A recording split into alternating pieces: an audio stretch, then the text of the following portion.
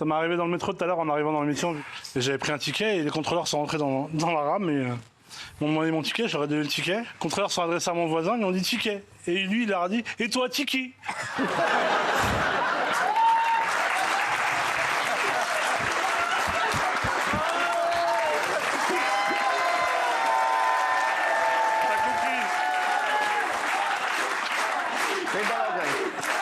T'as vu ? Il fait une belle entrée. Il fait une très belle entrée. Tu veux en faire une pour lui ? Écoute, c'est un mec, tu vois. C'est un mec qui a étudié en France toute sa vie. Et son père lui dit, écoute, tu veux pas venir pour les vacances, viens au village. S'il te plaît, pour les vacances, ça me ferait du bien. Tu sais que ta mère, depuis qu'elle est morte, moi je suis tout seul et tout, viens me voir. Alors il va y passer les vacances avec son père pendant 15 jours. Et il lui dit, mon fils, s'il te plaît, dans le village, tout le monde me demande qu'est-ce que tu fais dans la vie et je sais pas. Il dit, écoute papa, moi je suis devenu vétérinaire. Il dit, mais mon fils, qu'est-ce que ça veut dire vétérinaire? Parce que c'est très bien, s'ils vont pas comprendre. Déjà, j'ai pas compris. Qu'est-ce que ça veut dire? Il dit, écoute, moi, vétérinaire, je parle aux animaux et les animaux me parlent. Il lui a dit, tiens, par exemple, t'as vu la petite chèvre que t'as? Il lui a dit, écoute, parle pas avec elle. Depuis que ta mère, elle est morte, elle raconte que des conneries.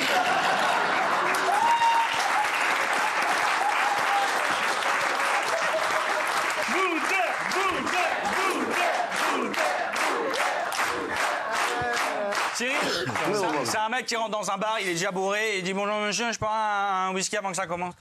Il dit quoi? Il dit je prends un whisky avant que ça commence.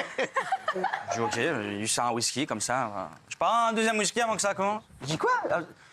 Il sert un deuxième whisky, 3 whisky, 10 whisky avant, il redit je prends un 15e whisky avant que ça commence. Je dis monsieur, attends, je comprends pas. Vous dites un whisky, je comprends, mais qu'est-ce que vous dites à la fin? Il dit non, mais c'est juste, servez-moi un 15e whisky avant que ça commence. Il dit non, mais arrêtez avec vos conneries là. Et puis il faut payer, vous avez payé comment vos 15 whisky? Il dit ça y est, ça commence.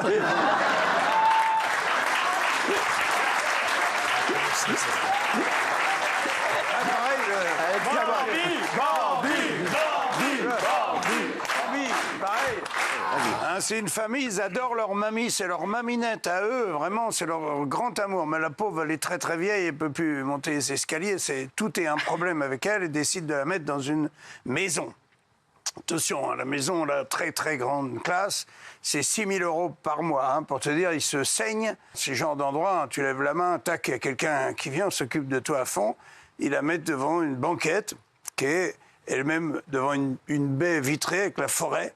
De l'autre côté, tu vois, le cadre magnifique. De temps en temps, on voit un lapin, une biche, tu vois, qui passe. Dit bon, mamie, voilà, on va te laisser là, on viendra demain. Voilà.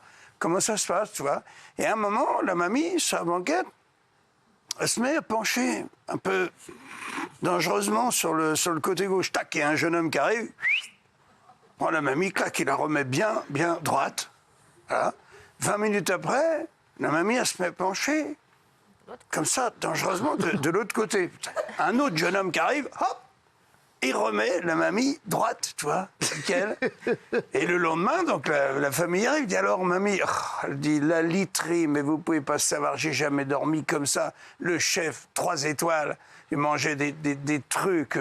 Elle dit, il y a juste un petit truc, c'est con, parce que ça gâche tout. Alors le mec, il dit, comment ça, mamie? Ça gâche tout, vas-y, dis-moi, je vais leur parler, au prix que ça coûte. Eh ben, elle dit, écoute, je sais pas pourquoi, mais il m'empêche de péter.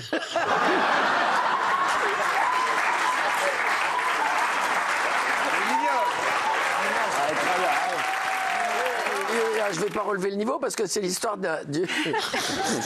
c'est l'histoire d'une... Comment dire, ça se passe au départ dans une boîte de nuit.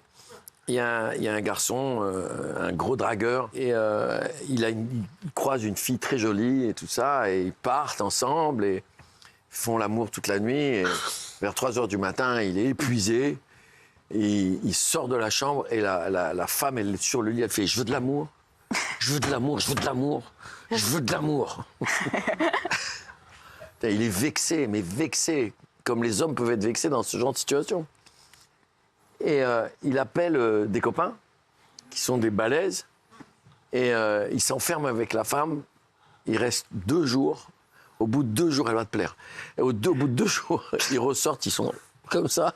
La femme, elle est sur lui, elle fait « Je veux de l'amour. Je veux de l'amour, je veux de l'amour, je veux de l'amour. » Il appelle les champions du monde. Il reste une semaine avec elle. Il ressort comme ça. Elle est sur les faits. Je veux de l'amour.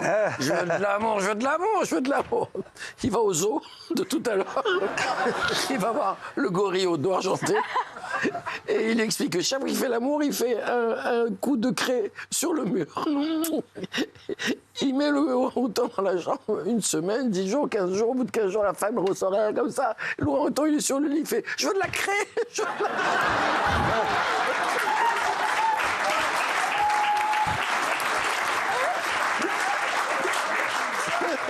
Waïd. J'en ai une petite, moi, c'est un Italien, un Américain et un Algérien. Ils sont dans le désert, et dans le désert, on leur a dit, vous avez le droit de prendre une chose avec vous pour vous protéger du soleil. L'Américain, il prend un parasol. Comme ça, il dit, voilà, s'il y a trop de soleil, ben, je prends le parasol et je vais me faire un petit coin d'ombre. L'Italien, il dit, moi, je vais prendre une gourde avec de l'eau. Comme ça, s'il fait trop chaud, je vais m'hydrater. Et l'Algérien, il dit, moi, je vais prendre une portière. Comme ça, s'il fait trop chaud, j'ouvre la fenêtre.